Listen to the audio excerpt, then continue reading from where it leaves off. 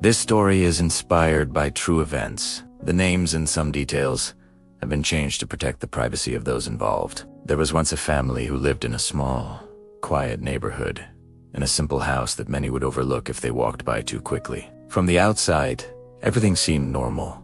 A father, a mother, and 3 children. But inside that home, behind closed doors, behind forced smiles and polite greetings, there was a story. A story of storms, falls, and a rise that no one saw coming. The father's name was Daniel. He worked long hours in construction, often leaving before the sun rose and returning after it had already set. He was a man of few words, but his heart was full of dreams he rarely spoke about. The mother, Elena, was the anchor of the family. She was gentle, patient, and tired.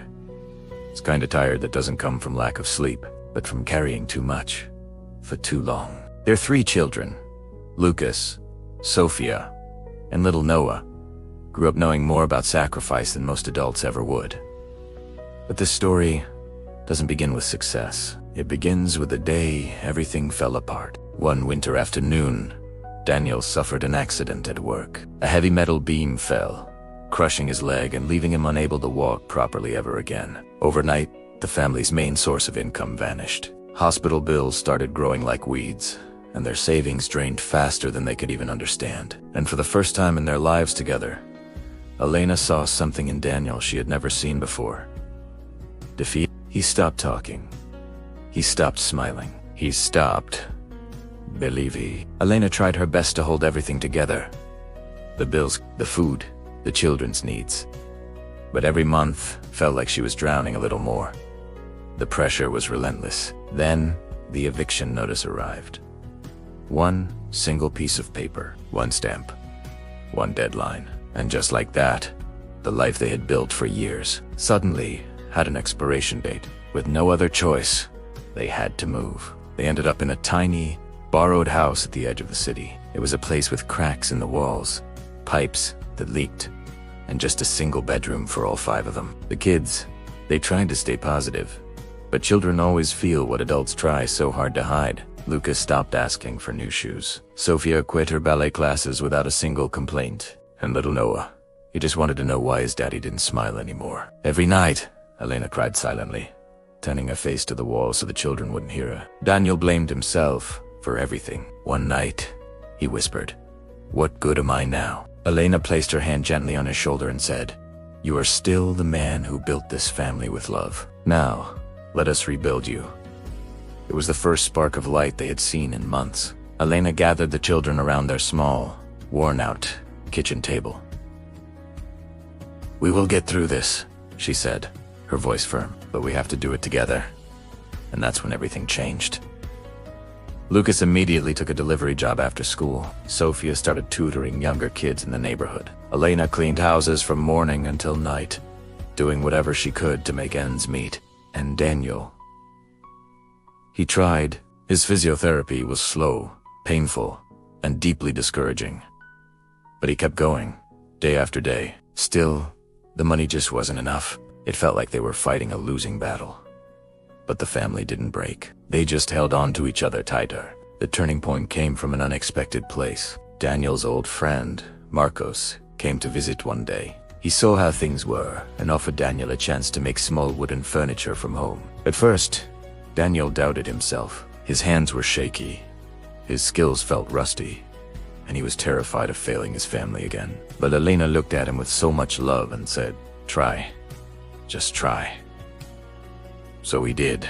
He started with a simple stool. Then he built a small table. Then a crib for a neighbor. Slowly but surely, people started to notice his work. They loved the care and detail he put into every piece. The orders started coming in. And with each piece he finished, Daniel began to feel alive again. Hope was returning to their little home. Months passed. Daniel's small home workshop grew. The whole family pitched in. Lucas helped with the deliveries. Sophia handled the messages and orders, and even little Noah would help sand the wood edges, a big smile on his face. They were a team. With the money they earned, they repaired the leaky pipes and fixed the cracks in the walls. They were able to put real, full meals on the table again. The dreams that had been silenced for so long were finally brought back into the room. Elena went back to her studies. Lucas started saving for college. Sophia started dancing again. Noah was laughing more than ever. And Daniel, he started walking without the weight of failure on his shoulders. He walked like a man who had survived the impossible. Years later, Daniel stood in his now spacious workshop, watching his family working together, laughing and building their future. Elena walked in and whispered, "We did it together." Daniel looked at the family that had once faced hunger, fear, cold nights, and endless uncertainty, and yet refused to break. He took a deep breath and said, "We didn't just survive. We became stronger than the storm." Maybe you who are listening now, maybe your family is going through something heavy. Maybe money is tight. Maybe someone you love is sick. Maybe the pressure just feels like too much to bear. Maybe life feels deeply unfair. But listen closely to this. A family united is an unstoppable force. You don't need perfection. You don't need to have all the answers.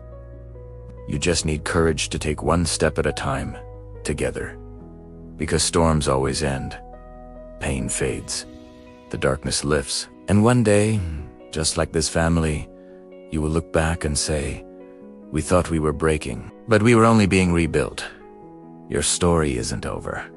It's just evolving.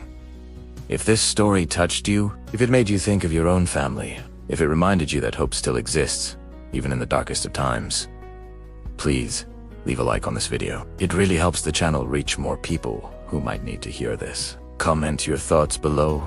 Your words of encouragement might be exactly what someone else needs to see today. Share this video with a friend or a family member who could use a little bit of strength. And please, subscribe so you don't miss our next story. We're building a community of people who refuse to give up. Your interaction doesn't just support this channel. It helps this message of hope reach someone who might be feeling alone right now. And together, we can change lives. One story at a time. Thank you for listening.